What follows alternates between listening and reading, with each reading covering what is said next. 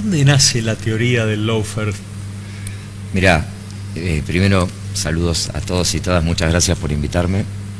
Y te cuento lo que nosotros investigamos. Nosotros estuvimos 20 meses trabajando, investigando, viajando. Estuvimos en Venezuela, en Ecuador, en Brasil, en Uruguay y acá en Argentina, trabajando, entrevistando, investigando. Bueno, lawfare es un concepto muy antiguo, tiene un montón de concepciones si buscas en la historia, pero en el año 99 en China se escribió un libro, 2 coroneles, que se llama Guerras sin restricciones, que básicamente reformula lo que eran las guerras, como la Guerra Fría y las guerras no convencionales que Estados Unidos desarrolló después de la Segunda Guerra Mundial. Esto es conocido, sabido, no hay nada ahí conspiranoico ni nada raro.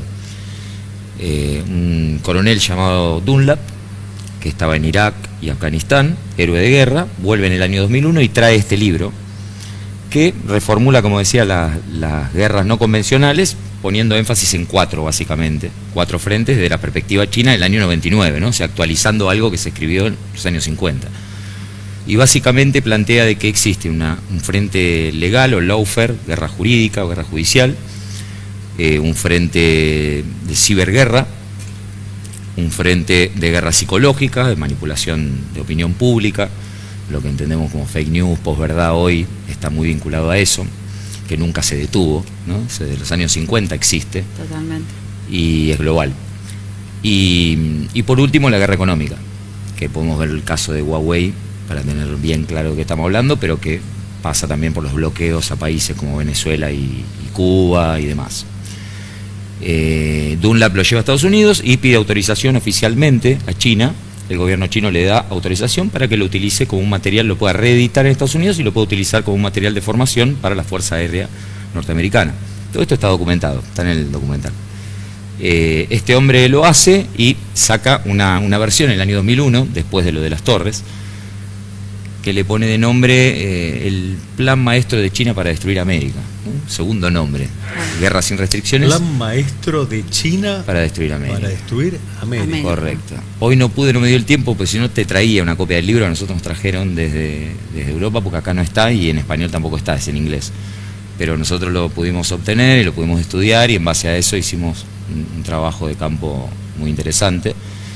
Y bueno, ahí te acerqué un material inédito donde está Dunlap justamente en la conferencia del año 2003, una conferencia interna de la Fuerza Aérea Norteamericana, donde él dice y explica lo que es el lawfare, una guerra judicial, dice él. Dice, en Colombia le dicen guerra judicial, yo uso otra terminología, le digo lawfare, es decapitar líderes políticos, es la guerra utilizando mal la justicia, lo dice él, ¿no? Él dice, es el mal uso de la ley. Como una herramienta concreta. El mal uso de la ley, el uso o el mal uso de la ley como herramienta bélica. Inclusive en esa conferencia es muy interesante entera, dura 1 hora y media, en el documental nosotros pusimos solamente 2 minutos, lo central del concepto de lawfare y de los conceptos aledaños a eso, que él plantea. Una estratega de guerra, o sea, un cuadro político-militar, ¿no? ¿Podemos pensar que esta guerra judicial se potencia o se inicia de algún modo con la llegada de Hugo Chávez al poder en Venezuela? Yo creo que el 2005, el no al ALCA, fue el punto de inflexión. Totalmente. En el cual tuvieron que recalcular. Yo creo que en el documental está el momento de la cara de Bush, en un momento en que realmente se siente muy incómodo, ¿no? Inclusive en conferencia de prensa lo bardea, diríamos, en el barrio. Claro, vos dijiste muy incómodo. A Néstor. Casi humillado. ¿Lo viste eso que le dice? ¿Lo recordás? Sí, le dice, sí, no es fácil hablar a gente como yo. Y usted está haciendo un buen trabajo, lo felicito, le dice, ¿no? Un sarcasmo. Pero hay otros momentos en que está muy incómodo, de verdad, Bush, y yo creo que la situación en la que lo pusieron, hasta Maradona estaba ahí, ¿no? Estaban todos los presidentes, me parece que fue algo que no esperaban y que a partir de ahí tuvieron que recalcular y empezaron con toda esta orquestación, que no es, repito, no es ni más ni menos que las guerras híbridas, guerras no convencionales de los años, o sea, lo que entendemos como Guerra Fría. Lo que entendemos con la antigua Guerra Fría. La Guerra Fría, sí. ¿Y cómo juega el poder global detrás de todo esto? Porque hablamos del poder local, pero sabemos que hay un poder global que tiene una relación muy intensa con los grupos de poder instalados en Argentina. Sí, yo creo que es el corporativismo financiero, ¿no? Como dice Zaffaroni, el totalitarismo financiero. Es Orwell, es Tal cual, tal es cual. 1984, Totalmente de acuerdo. Cyberpunk, ¿no? Habría que leer un poquito, habría que volver un poco a la literatura cyberpunk y ver que estamos viendo Gran Hermano hace rato, ¿no? Sí. Sí, creo que de algún modo, yo siempre cuento la parodia que hizo Orson Welles de la Guerra de los Mundos, fue una estrategia brillante para ver de qué modo se hizo un ensayo para ver cómo se podía dominar a la opinión pública, a la voluntad de la gente que salió disparada después de escuchar un programa de radio que decía que nos invadían los extraterrestres. Creo que ahí es como que empieza a funcionar todo de un modo muy rápido y empezaron los medios a vender presidentes, alimentos, guerras, cualquier cosa podían vender. ¿Y vos cómo te interesaste, cómo empezaste a investigar esto? ¿Cuál fue el disparador, Leandro? Bueno, yo soy documentalista, me formé en la Universidad de Madre de Plaza de Mayo, hago cine político, social, cultural y lo hago hace muchos años. Trabajo también en prensa, comunicación política, una cooperativa audiovisual. Y desde ese lugar acompaño organizaciones y en un momento me convocaron desde la CTA, como convocaron a un montón de organizaciones, para crear un comité de solidaridad con Lula, porque se veía venir que podía ir preso. Eso fue en febrero, si no me equivoco, fue el 1 de febrero del 2018.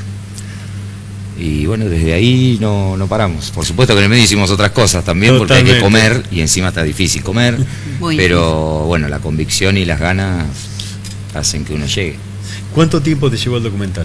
20 meses estuvimos. 20 meses. Sí, de los cuales... cuales... rodando? Sí, rodando, investigando, pero los últimos 6 meses sí. Hicimos la primera presentación cuando se lo declaró de interés cultural por la Cámara de Diputados en el Congreso. Y a partir de ahí nos convocaron para el Festival Internacional de Cine Político, muy cercano, y a partir de ahí empezó a haber una seguidilla de instituciones. Estuvimos en la Asamblea Nacional del Ecuador, que es el equivalente al Congreso argentino, con parlamentarias de allá, que ahora están perseguidas, algunos presos. Pudimos proyectarlo allá, a tiempo. Y estuvimos en Venezuela, en el Foro de Sao Paulo, también lo proyectamos, ahí con un montón de referentes de todo el mundo. Fue una experiencia muy interesante. Y también en barrios de Venezuela, de Caracas, el Cuartel de la Montaña, un barrio mítico donde está Chávez. Y así, bueno, en Argentina acá estuvimos partidos justicialistas de las provincias en varios lugares, 100, 150 pibes viendo el documental, discutiendo acerca de eso, centros culturales. Bueno, vos viste más o menos el recorrido, nos venís acompañando. Y esos 6 meses fueron muy interesantes porque íbamos actualizando el documental, por eso decimos que es un documental realizado en tiempo real. Documental en tiempo real clásicamente es otra cosa, pero nosotros decimos realizado en tiempo real porque iban sucediendo cosas. Aparecía el Papa, en progreso, ¿no? Después aparecía de Intercept, lo de Moro, después otra vez el Papa, después Cristina, después Correa, y era una cosa así de escalada, ¿no? Y eso íbamos actualizando el documental en la medida que lo íbamos proyectando en el territorio. Fue una experiencia muy linda que también rememora un poco la experiencia del cine político de los 70, totalmente. 60, los 70, los 80, ¿no? Fue tan importante en Latinoamérica y tan perseguido. Tan perseguido, sí, con documentalistas, Gleiser desaparecido, un grande. Bueno, Pino Solana, Getino, Leonardo Fabio. El Tigre Cedrón.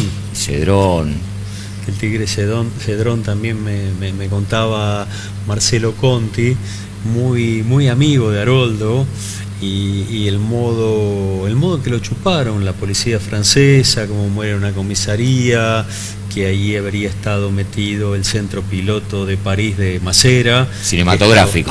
Totalmente cinematográfico. Comunicación popular. La comunicación popular, algo que estamos hablando, está en pleno los encuentros de comunicación digital, las nuevas herramientas que se plantean. Y la alternativa que tenemos de saber qué es lo que está ocurriendo realmente en un momento que vivimos, que la información es tan grande que se utiliza para mantenernos los más desinformados posibles y no sabemos qué es lo que pasa en Ecuador, qué es lo que pasa en Chile, qué es lo que pasa en Bolivia, y gracias a estos nuevos medios digitales que tenemos y gracias a los comunicadores que hacen un trabajo en muchos casos de hormiga, en otros casos de modo más organizado, pero podemos estar mínimamente informados y saber qué es lo que está ocurriendo en un país y de algún modo protegernos, acompañarnos y multiplicarnos por la lucha de nuestros derechos. Sí, yo creo que la Internet, con todo lo malo y la sobreabundancia de información, lo distractivo que termina siendo, también es una herramienta muy importante, como decís vos, para generar comunicación propia, ¿no? Y eso está generando un nuevo actor, se puede decir, para mí, que es el prosumidor, ¿no? No lo digo yo solo, la teoría transmedia viene hace rato, pero el que produce y consume contenido permanentemente, y entonces ya se empieza a descentralizar el poder simbólico, por lo menos lentamente. Se empieza, es mi interpretación, ¿no? Se va dispersando, se va abriendo, por eso Canal 13, los grandes monopolios, ¿qué hacen? Buscan interactividad, ¿no? Buscan interactuar. Entonces eso lo hacen justamente porque saben que están perdiendo y que la interactividad entre las propias comunidades hacen que pierda la importancia simbólica que tenían los medios tradicionales, que eran de una sola vía, ¿no? Que bajaban información y nada más, no tenías posibilidad de interactuar. Me quedé pensando en esto de que tu formación es en la Universidad de Madres, sí, ¿no? Qué interesante este tema, porque justamente te convoca o tenés una empatía diferente desde un lugar popular, no de una universidad tradicional, ¿no? Muchos somos egresados de la Universidad de Buenos Aires, de La Plata, que tienen otro tipo de educación, un poco más tradicional, ¿no? Con otro sesgo y con otra mirada concreta de la realidad, quizás un poco desactualizada, a mi entender, ¿no?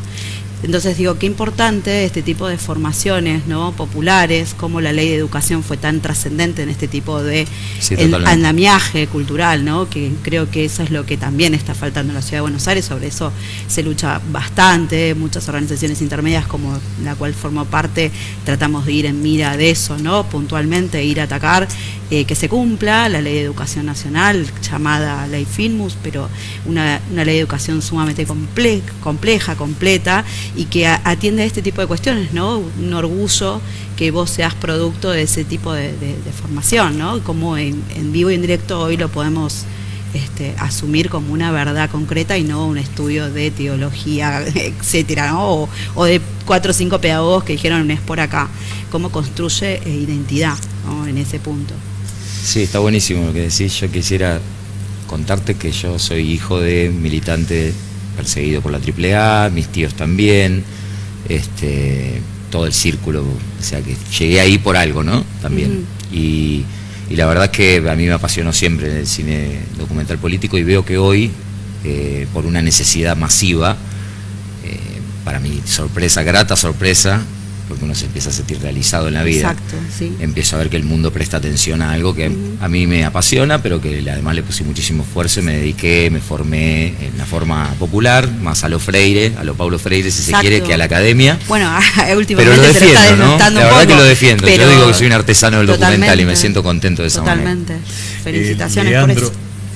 Vos sabés que el movimiento comunero viene trabajando desde hace largo rato, tratando de visibilizar cuestiones que pasan en la ciudad de Buenos Aires, de las que nadie habla. El gobierno de la ciudad se ha ocupado de invisibilizar los distintos problemas, pero fundamentalmente la democracia participativa, que es una herramienta casi de democracia directa, por la cual los ciudadanos podemos decidir en qué ciudad queremos vivir. Pero resulta que hay un jefe de gobierno que se comporta cual un emperador y hace lo que le da la gana. Y la ley de comunas y la democracia participativa ha sido invisibilizada. Resulta que vivimos en una ciudad que tenemos récord de tuberculosis, escuelas que cierran, hospitales que se caen a pedazos, escuelas que se inundan, la ciudad que se sigue inundando todavía. Chicos que no pueden ingresar hoy, en el siglo XXI, a lo básico que es el acceso a la educación pública y de calidad, ¿no? Algo tan reglamentado, con tantos acuerdos internacionales comulgando, y la realidad es que estamos como en el siglo XIX, ¿no? En muchas cuestiones en materia educativa. Sí, y en medio de todo esto, la pregunta es si podríamos pensar en un documental de la ciudad de Buenos Aires. Yo creo que hay que pensar en 1 millón de documentales de la ciudad de Buenos Aires. Yo genero contenido permanentemente sintético porque es el lenguaje de hoy. Total. Y porque además es operativo, funciona, ¿no? con poco presupuesto uno puede producir en el corto plazo y generar contenidos que lleguen a la gente y que comuniquen. Y yo creo que, bueno, nosotros estamos con nuestra cooperativa es Nuestra América, y hay una organización compañera que se llama Futura Buenos Aires, con la cual venimos haciendo cosas, por ejemplo, Silla en la Vereda, o sea, tocan tango en el barrio, nos apropiamos de la calle y la gente saca su propia silla a la vereda, o otras cositas como cine en la vereda también. Entonces vamos, proyectamos en centros culturales en la vereda, por ejemplo, apropiación de eso. Y después, en cuanto a lo documental, yo creo que nosotros tenemos varios proyectos, un montón de proyectos. Por ejemplo, los nombres de las calles de Buenos Aires. Ajá. Micros, ¿no? Por ejemplo, la historia de los barrios de Buenos Aires, los equipos de fútbol de Buenos Aires, pero desde la mirada urbana del barrio, no desde la mirada del club como, ¿no? Como esa cosa de Boca, River, no. Claro. Como una cosa más desde el barrio, ¿no? Yo creo que hay mucho para hacer.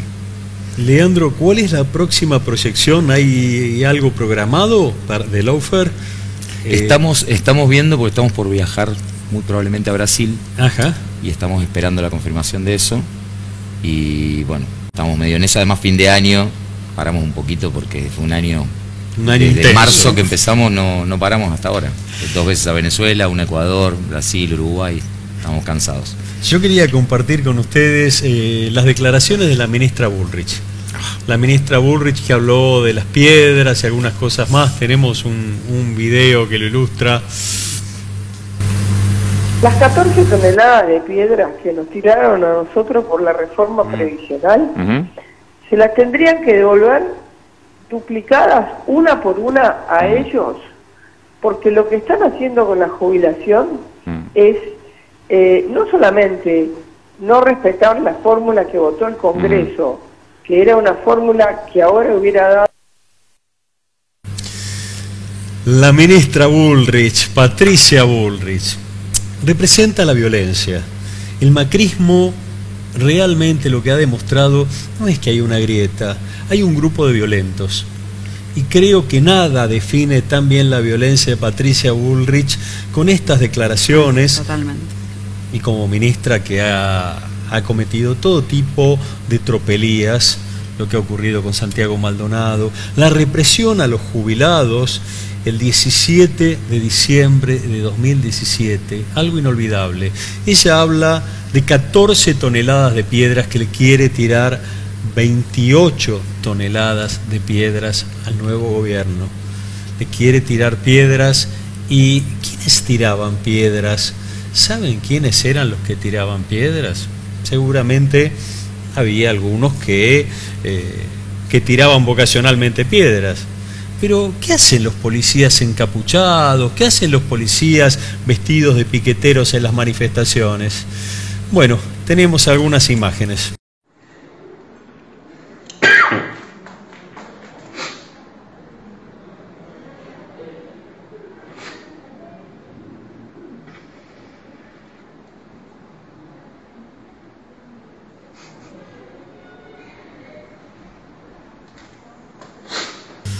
Bueno, policías que descubrió perfil tirando piedras, otro que le tira piedras a un policía y después va a socorrerlo. Lo podemos ver ahí en la imagen. ¿Qué era lo que pasaba? Las marchas de Santiago Maldonado. Estábamos todos lo más bien y de golpe se pudría todo. ¿Pero a quién atacaban? Atacaban a los ancianos. En esa marcha había cientos de miles de personas y había jubilados, había ancianos que estaban en el lugar. La policía no atacó a los que mostraron las cámaras de TN durante 5 horas que estaban tirando piedras. No fue por ellos, fue contra los ancianos. Dispersó a la gente que estaba lejos. Cuestiones que repitieron cuando se trató el presupuesto y demás. Esa fue la violencia que impuso el gobierno de Macri Cambiemos. La criminalización en realidad de la protesta, ¿no? O sea, la criminalización de todo lo que tiene que ver con una manifestación concreta y hacia un lugar concreto, que es no estar de acuerdo, como la democracia nos permite, ¿no? Manifestarnos libremente en ese sentido, decir, en esto no acompaño, y es simplemente criminalizándola, poniendo en valor otro juego, que es que en realidad los violentos son los otros, ¿no? No quienes dominan una sociedad o articulan poder político en una sociedad. Yo creo que Patricia Bullrich ha sido claramente la principal luchadora contra el Estado de Derecho, la principal. O sea, del Lawfare hablamos, el Lawfare es sutil al lado del perfil de Patricia Bullrich. Creo que lo más fascista que le pasó al país, no sé si en su historia, terrible. La verdad que no. Además, un nivel de caradurez, y cinismo. Sí, cinismo, caradurez, irresponsabilidad, esto de que todo el mundo salga armado, pasada de copas, me hace acordar momentos muy oscuros de la Argentina. Totalmente. Y nosotros también decimos nunca más a gente de estas características, nunca más a esa violencia que tanto daño le ha hecho a nuestro pueblo. Pero vos querías comentarnos algo de Lawfare. No, aclarar, porque hay mucha gente, compañeros, compañeras, que dicen, pero ¿por qué in the picture, Lawfare in the picture, la palabra en inglés? Inclusive Zanini en el documental dice que él no lo llamemos Lawfare porque no es Lawfare, y yo lo incluyo en el documental porque me parece una apreciación excelente. Pero ¿por qué in the backyard? Porque la doctrina Monroe es algo que todos deberíamos conocer, viene de 1800 y hablaba de que Argentina, Latinoamérica y el mundo era el patio trasero de Estados Unidos. Y la idea es que puedan ver el documental afuera y lo puedan entender. Entonces quería sintetizar eso para que la gente entienda que tiene una razón de ser y no es por gringuearse, digamos. Bueno, Leandro, te agradecemos muchísimo tu visita. Necesitamos comunicadores de tu talla, tu valentía y el esfuerzo que pones con todos tus compañeros para seguir comunicando, para seguir informando a un pueblo que necesita estar informado, que necesita saber de todas estas cuestiones que nos están afectando de modo directo, que tanto daño nos hacen, y que con gente que realiza un trabajo tan intenso como el tuyo, creo que de a poquito algo vamos a ir cambiando. Te agradezco mucho tus palabras y la invitación. Muchas gracias.